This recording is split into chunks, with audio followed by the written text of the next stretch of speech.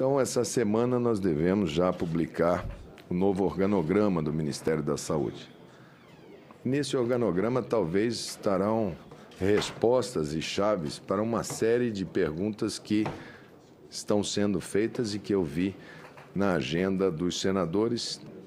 Primeira ação que aparece como emblemática é o Ministério da Saúde pegar a SAS, que era a Secretaria de Assistência à Saúde, que fazia desde a atenção primária até a alta complexidade, e essa secretaria agora serão duas. Uma secretaria especializada em atenção primária e indígena.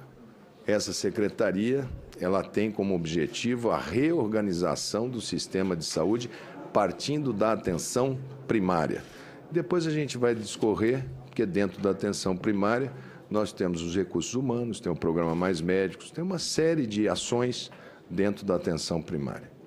A outra de atenção especializada, que é quem vai fazer pela primeira vez uma diretoria de filantrópicas e hospitais privados, já que a filantropia brasileira não tinha ponto de formação de política para a mesma. Na sequência, nós teremos a Secretaria Nacional de Tecnologia da Informação.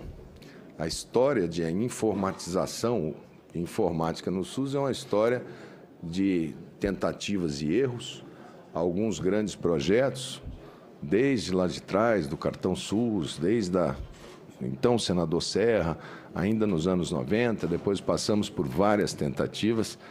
Então, nós vamos colocar uma luz, um foco muito grande, porque é dali que a gente pode melhorar, aprimorar o nosso sistema de gestão.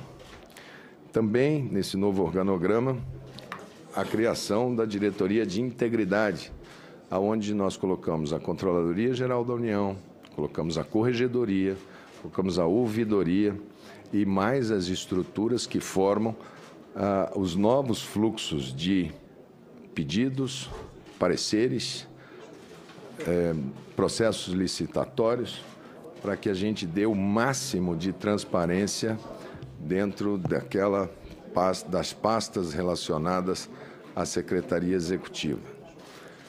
Nas nossas constatações, nas nossas inúmeras discussões internas, algumas se impuseram. A primeira delas foi uma interrupção, ainda no final do governo Temer, do programa Mais Médicos. O país de origem dos médicos decidiu suspender e retirar 8.500 médicos do programa. Já ainda no final de novembro, iniciou-se, então, o processo de abertura de processos seletivos. Coube ao mês de janeiro e fevereiro concluí-lo.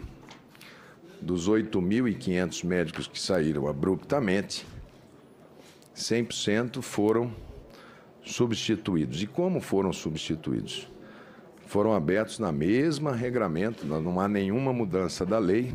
Esse programa segue uma legislação. Foram 7.000 médicos brasileiros com CRM que optaram pelas vagas que estavam sendo ocupadas pelos médicos de outros países e aproximadamente 1.500 médicos brasileiros sem o CRM, sendo 900 e pouco, praticamente 1.000 médicos de formação na Bolívia, quase 500 médicos de formação no Paraguai. Quando concluiu-se essa alocação de médicos, abriu-se imediatamente a discussão com o CONASEMES, porque vinha 2.800 vagas abertas, que não tinham sido chamadas ainda no governo anterior. Nós começamos a fazer, então, a análise de onde estavam. Quando da abertura do primeiro programa, a primeira cidade que chamou a atenção, foi a primeira cidade escolhida, foi Brasília. Nós começamos a perceber que lá na Roraima, lá nos distritos mais complexos, o tempo de escolha era o mesmo. E você tinha cidades com IDH muito alto.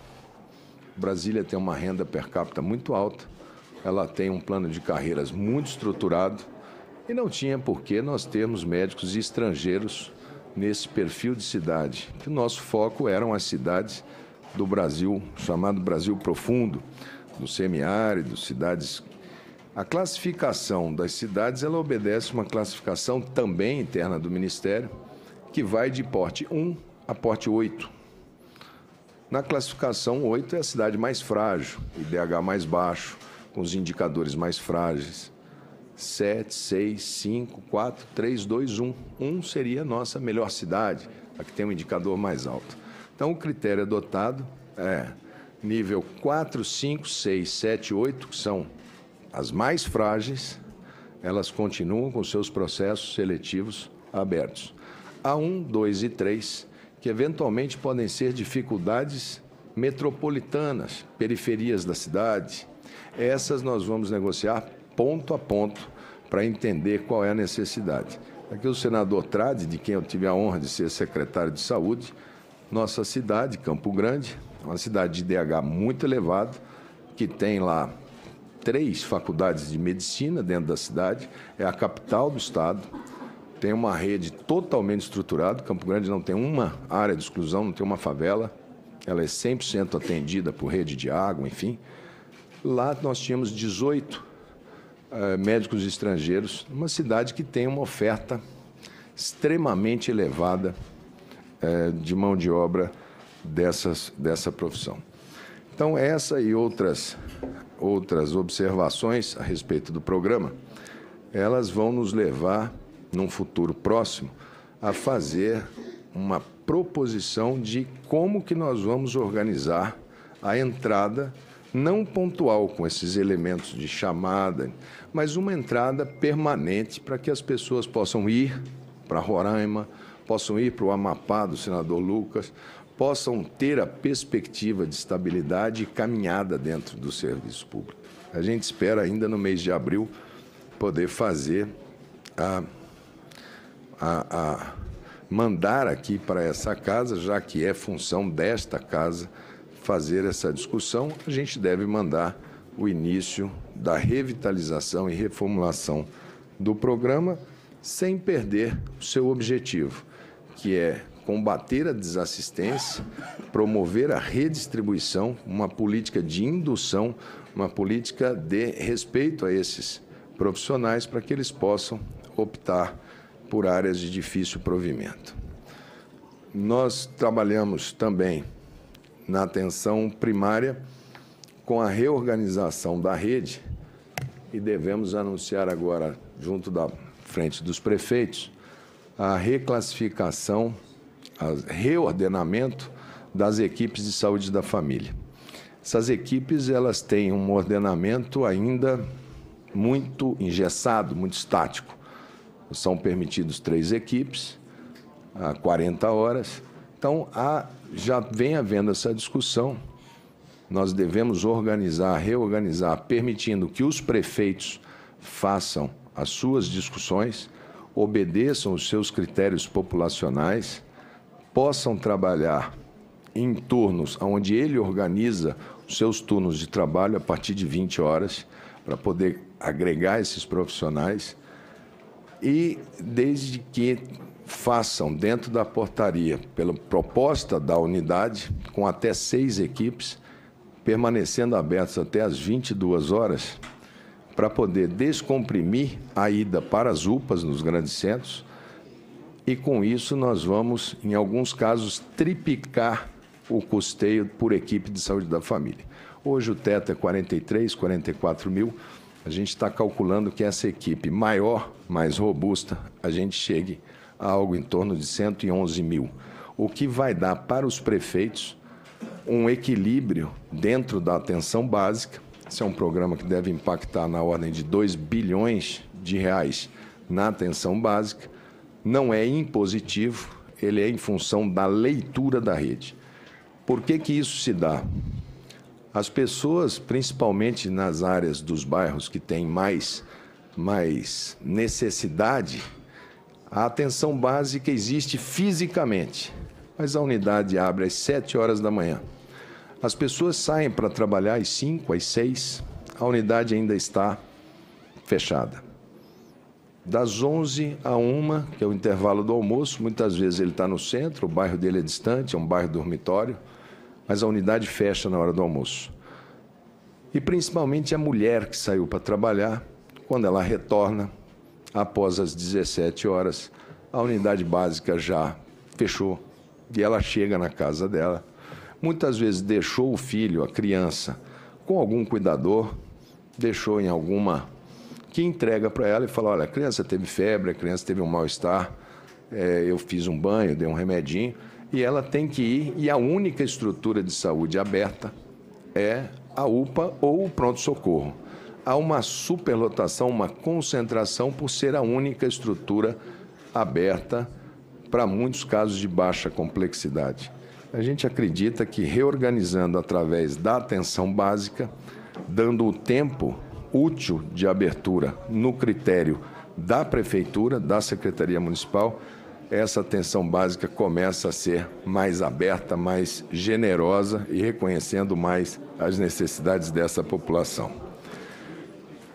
Também há em discussão um debate que é um debate do Sistema Único de Saúde, que é municipalização plena, que é a maneira como nós trabalhamos até agora, que é trabalhar no âmbito de repassar as responsabilidades para os municípios, às vezes municípios de 5 mil, 8 mil, 10 mil habitantes, que não têm a estrutura de técnicos, de capacidade de negociação, de capacidade de compra, e nós estamos fazendo com o grupo técnico a discussão da regionalização, que é a administração através de distritos sanitários, aonde um determinado espaço de vidas que se comunicam por iniciativa própria, muitas vezes até mesmo interestadual. Ministro, como vai? Prazer em vê-lo. Muitas vezes interestadual, como é o caso de Juazeiro e Petrolina. Ali, as pessoas elas vão aonde tem melhor chance de atendimento. Isso em inúmeros estados, na divisa Rio de Janeiro, Minas Gerais, na divisa Rio-São Paulo, enfim, várias unidades, Santa Catarina, Rio Grande do Sul, as pessoas, a fronteira é simplesmente um marco convencional, mas que as pessoas vão atrás dos seus atendimentos. Então, reconhecer que espaços são esses onde as pessoas se movimentam e também remetendo para essa casa, poder dar uma personalidade jurídica, poder dar uma estrutura administrativa tripartite, com a presença da União, do Estado e do conjunto de municípios na formação do que deve ser o sistema de saúde para aquele espaço, dando aos parlamentares a condição de, quando forem colocar suas emendas, entenderem que naquele espaço, para cada 400 mil pessoas, por exemplo, a cada 400, 500 mil pessoas, nós temos que ter 2 tomografias ou 3, uma ressonância. Então, na hora que colocar suas emendas, já sabe o cardápio, vamos assim dizer, precisa de um centro de oncologia para cada X mil pessoas. Como fazer, como montar esse sistema de saúde, ao invés de montarmos individualmente em cada cidade a sua rede hospitalar de média e alta complexidade, montá-la dentro de um sistema de regionalização que possa ser mais eficaz e de melhor gestão clínica dos processos. Deixe seu like, se inscreva e ative as notificações. Até a próxima!